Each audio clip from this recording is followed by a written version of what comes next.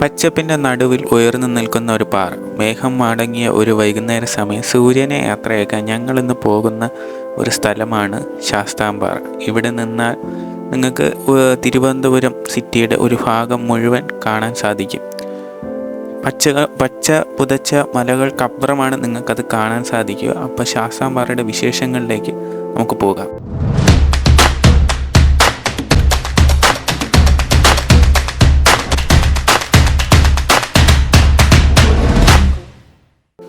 അപ്പോൾ ഒരിക്കൽ കൂടെ എൻ്റെ ചാനലിലേക്ക് സ്വാഗതം.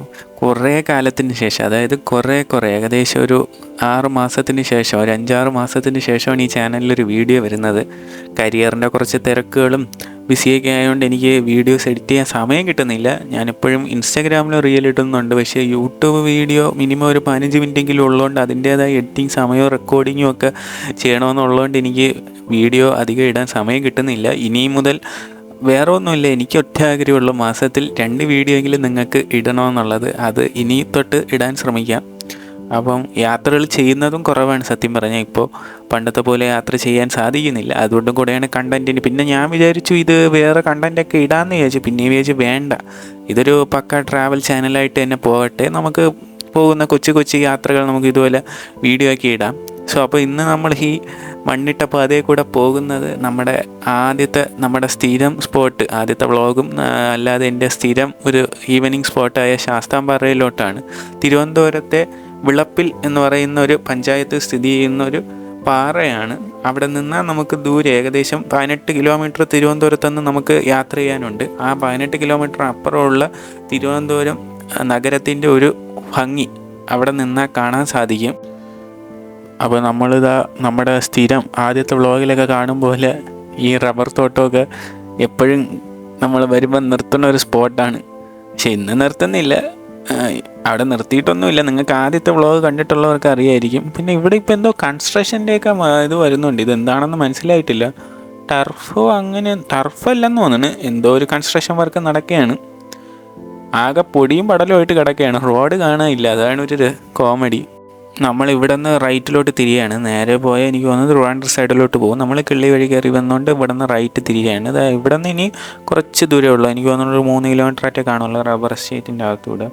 ഞാൻ എപ്പോഴും ഒരുപാട് ദൂരം യാത്ര ചെയ്തിട്ടുള്ള ആളാണ്. പക്ഷെ ഞാൻ ചിന്തിക്കുന്ന ഒരു കാര്യമുണ്ട്, ഞാൻ എൻ്റെ നാട് കണ്ടിട്ട് തന്നെയാണോ ഈ അക്കരെ പച്ച തേടുന്നതെന്ന് എൻ്റെ മനസ്സ് എപ്പോഴും ഇങ്ങനെ ചോദിക്കാറുണ്ട്. പക്ഷെ പകുതി മാത്രമേ ഞാൻ എപ്പോഴും ശരി കൊടുക്കാറുള്ളൂ. കാരണം ഒരായുസിലും പോയാലും മതി വരാത്ത സ്ഥലങ്ങൾ നമ്മുടെ ചുറ്റുപാട്, നമ്മുടെ നാടിൻ്റെ ചുറ്റുപാടും ഉണ്ട്. അതൊന്നും കാണാതെയാണ്. പിന്നെ ഞാൻ മറ്റത് പോകണ്ടെന്ന് പറയില്ല, കാരണം നമ്മുടെ സംസ്കാരം നമുക്കറിയാം. ഇപ്പം വേറെ നാട്ടിലുള്ള സംസ്കാരവും അവിടുത്തെ ഭക്ഷണ രീതികളൊക്കെ നമ്മൾ ആസ്വദിക്കണം. പക്ഷേ കുറച്ച് സമയമെങ്കിലും നമ്മുടെ നാട്ടിലുള്ള ഈ ഹിഡൻ സ്പോട്ട് എന്നൊക്കെ പറഞ്ഞ് ഓരോ വ്ളോഗേഴ്സ് ഇടണം ഞാൻ കണ്ടിട്ടുണ്ട്. അപ്പോഴാണ് നമ്മൾ അതിലെ കമൻറ്റുകൾ വയ്ക്കുമ്പോൾ എൻ്റെ നാട്ടിൽ ഈ സ്ഥലം ഉണ്ടായിരുന്നോ എന്നൊക്കെ ചിന്തിക്കുന്ന കുറേ പേര്. മറ്റാനെന്താ സിനിമയിൽ പറയുമ്പോൾ നിൻ്റെ വീട്ടിൽ നിന്ന് 10 രൂപയ്ക്ക് ടിക്കറ്റ് എടുത്താൽ ബേക്കൽ ഫോർട്ട് പോയിട്ട് വരാം, നീ എത്ര പ്രാവശ്യം പോയി എന്ന് പറയും പോലെയാണ് ചിലപ്പോൾ നമ്മൾ ആ നാട്ടിൽ പോകുമ്പോൾ നമ്മുടെ സംസ്കാരത്തെക്കുറിച്ചായിരിക്കും അവർക്ക് നമ്മുടെ ആ നാട് അവർ കണ്ടിട്ടുണ്ടായിരിക്കും. അപ്പം നമ്മുടെ സ്ഥലങ്ങളെക്കുറിച്ച് ചോദിക്കുമ്പോൾ നമുക്ക് ചിലപ്പോൾ ഒരു ഐഡിയ കാണില്ല. പക്ഷെ അവർക്ക് അവരുടെ സ്ഥലങ്ങളെക്കുറിച്ച് നല്ല ഐഡിയയും കാണും. അപ്പോഴാണ് നമ്മൾ എത്ര ചെറുതാണെന്ന് നമുക്ക് മനസ്സിലാവുന്നത്. അപ്പം അതിനും കുറച്ച് സമയം കണ്ടെത്തുക എന്നാണ് ഞാൻ പറയുന്നത്. ഇനി ഇവിടെ നിന്ന് അധിക ദൂരമില്ല. അങ്ങനെ നമ്മൾ ഫൈനലി ഏകദേശം റീച്ചായിരിക്കുകയാണ്. ഇതാണ് ശാസ്താംപാറയുടെ ഗേറ്റ്. അത്യാവശ്യം നന്നായിട്ട് ഡിസൈൻ ചെയ്തിട്ടുണ്ട്. നമുക്കതിലോട്ട് വരാം. നമുക്ക് വണ്ടി കൊണ്ടുപോയി പാർക്ക് ചെയ്തിട്ട് വരാം. ഈ ഒരു ചെറിയ കടകൾ, അത്യാവശ്യം വണ്ടികൾ ഇരിപ്പുണ്ട്. അത്ര ഒരുപാടല്ല, ഒരു ഓവർ ക്രൗഡഡ് പ്ലേസ് അല്ല എന്തായാലും. അതുകൊണ്ടാണ് ഞാൻ പറഞ്ഞത് സ്വസ്ഥമായിട്ട് ഈവനിങ് സ്പെൻഡ് ചെയ്യാൻ പറ്റുമെന്ന്. അപ്പം ബാക്കി വിശേഷങ്ങൾ കണ്ടിട്ട് വരാം. അപ്പോൾ ഇതാണ് അതിൻ്റെ മെയിൻ എൻട്രൻസ് വരുന്നത്. ഇവിടെ നിന്ന് നമുക്ക് ടിക്കറ്റ് എടുത്തിട്ട് ഒരാൾക്ക് 20 രൂപയാണ് ടിക്കറ്റ് എടുക്കാൻ ചാർജ് വരുന്നത്. അത് കൊടുത്തിട്ട് നമ്മൾ അകത്തോട്ട് കയറണം. എൻട്രൻസ് കടന്നാൽ തന്നെ ഈ ഒരു വശ്യ ഭംഗി, അതായത് ഒരു കാനന ഭംഗിയിൽ ലയിച്ചിരിക്കുന്ന ഈ ഒരു പടി, കൊത്തി വച്ചേക്കുന്ന പടിയാണ് കാണാൻ സാധിക്കുന്നത്. അത് മുകളിലോട്ട് കയറുന്തോറും ഒരു വല്ലാത്ത വശ്യ ഭംഗി അനുഭവപ്പെടുകയാണ്. ആ സൂര്യൻ്റെ കിരണങ്ങൾ അതുവഴി ഉദിച്ചല്ല, അസ്തമിക്കാൻ പോവുകയാണ്. അതുവഴി അത് കണ്ട് നടന്നു പോവുക എന്നുള്ളത് ഒരു വേറൊരു ലോകത്തേക്ക് പോകും പോലെയാണ്. സൈഡിലുള്ള നന്നായിട്ട് അവർ സൈഡിൽ മരങ്ങളും ചെടികളും എല്ലാം വെച്ച് പരിപാലിച്ചിട്ടുണ്ട്. സോ അപ്പം അത് കയറുമ്പോൾ തന്നെ നമുക്കൊരു എക്കോ ടൂറിസം സ്പോട്ട് നന്നായിട്ട് മനസ്സിലാവും. അപ്പോൾ ഇവിടെ നിന്ന് നമുക്കൊരു ചെങ്ങായിയെ കിട്ടി. ആൾ മതിലിൻ്റെ പുറത്തിരിക്കുകയാണ്, പക്ഷെ നല്ല സഹകരണമാണ്.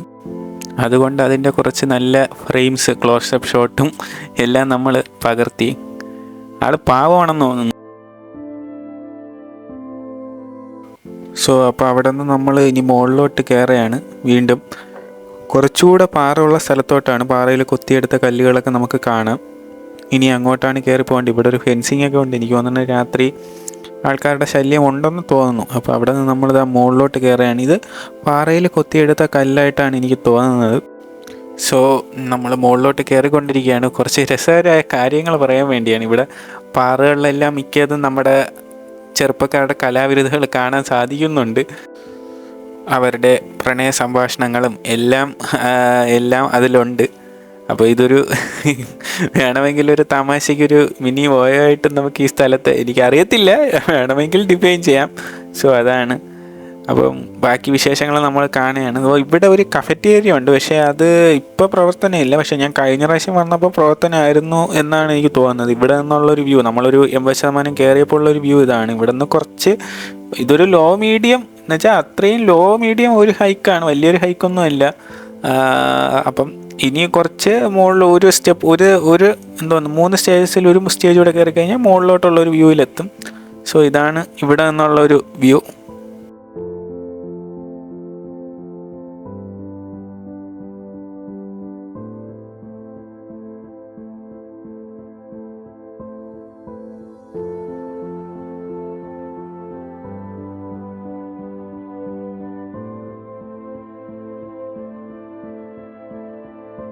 സോ അപ്പോൾ ഇവിടെ നിന്ന് നമ്മൾ മുകളിലോട്ട് കയറുകയാണ്. അവിടെയാണ് ഒരു പൂർണ്ണ കാഴ്ച ആസ്വദിക്കാൻ സാധിക്കുന്നത്. നമുക്ക് കോവളം ശംഖുമുഖം ബീച്ച് വരെ കാണാൻ സാധിക്കുമെന്നാണ്, നല്ല ക്ലൈമറ്റ് ഉള്ള ടൈമിൽ. നമുക്ക് എന്തായാലും പോയി നോക്കാം. ഈ പാറ ഒരു പക്ഷിയുടെ കണ്ണുമായി സാമ്യപ്പെടുത്തിയിരിക്കുന്നത് ഈ ഇത്രയും മനോഹരമായ കാഴ്ച കാണുന്നത് കൊണ്ടാണ്. നിങ്ങൾക്കിപ്പോൾ കാണുന്നത് തന്നെ ഒരു ശാസ്താംപാറയുടെ ഒരു 360 വ്യൂ ആണ്. ഒരു പരുന്ത്, നമ്മൾ പരുന്തിൻ്റെ കണ്ണെന്നൊക്കെ പറയും പോലെ അവിടെ നിന്ന് നമ്മൾ ഇറങ്ങുകയാണ്. അപ്പം താഴോട്ട് പോയി നമുക്ക് കുറച്ച് വിഷ്വൽസ് കൂടെ എടുക്കാം. ഇതിപ്പോൾ ഷാഡോ വിഷ്വൽ നമ്മളൊരു ഫണ്ടിന് എടുത്തതാണ്. അപ്പോൾ ഇവിടെ നിന്ന് നിങ്ങൾക്ക് കാണാൻ സാധിക്കും. ഇപ്പം അത്രയും മനോഹരമായ ഒരു വിഷ്വലാണ്. ഇവിടെ താഴെ, പാർക്കിൻ്റെ താഴെ കുട്ടികൾക്കുള്ള ഒരു പാർക്കും എല്ലാം കാണുന്നുണ്ട്. ഇതാ നിങ്ങൾ ദൂരെ കാണുന്നതാണ് തിരുവനന്തപുരം സിറ്റിയുടെ ഒരു ഭാഗം. മുകളിലെത്തിയപ്പോൾ ഇതാ വീണ്ടും ഒരു ചങ്ങായിയെ കിട്ടി. ആ ചങ്ങായിയാണ് നമ്മളിത് ഒരു ഷോട്ട് എടുത്തുകൊണ്ടിരിക്കുന്നത്. ഇവിടെ നിങ്ങൾക്കൊരു മണ്ഡപം കാണാം. ആ മണ്ഡപത്തിൻ്റെ വിഷ്വൽസാണ് കാണുന്നത്.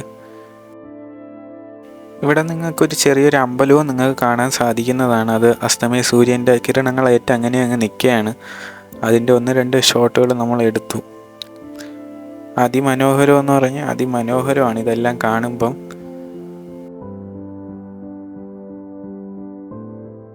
ഒഴിവ് സമയങ്ങളിൽ അല്ലെങ്കിൽ സമ്മർദ്ദം അനുഭവപ്പെടുന്ന സമയങ്ങളിൽ മനസ്സിനെ ശാന്തമാക്കുവാൻ ഇങ്ങനെയുള്ള സ്ഥലങ്ങളിൽ പോകുന്നത് എപ്പോഴും നല്ലതായിരിക്കും. ഒന്നുമില്ലെങ്കിൽ നിങ്ങളുടെ മനസ്സൊന്ന് റിഫ്രഷ് ആവും. ആനന്ദം സിനിമയിൽ പറയും പോലെ നമ്മുടെ പ്രശ്നങ്ങളൊക്കെ ഒരുവിധം മാറാൻ നമ്മൾ ജീവിതത്തിൽ അറ്റ്ലീസ്റ്റ് ഒരു സൂര്യോദയം അല്ലെങ്കിൽ ഒരു സൂര്യാസ്തമയം കണ്ടാൽ തീരാവുന്ന പ്രശ്നമേ ഉള്ളൂ. സോ അപ്പോൾ അത് നിങ്ങൾ മനസ്സിലാക്കുക. നമ്മുടെ ചുറ്റും ഇതുപോലത്തെ നല്ല സ്ഥലങ്ങളും ഉണ്ടെന്ന് മനസ്സിലാക്കുക.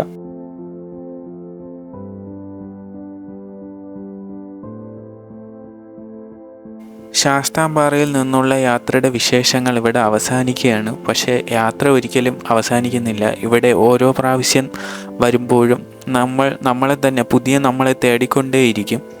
പുതിയ അനുഭവങ്ങൾ കണ്ടെത്തിക്കൊണ്ടേയിരിക്കും.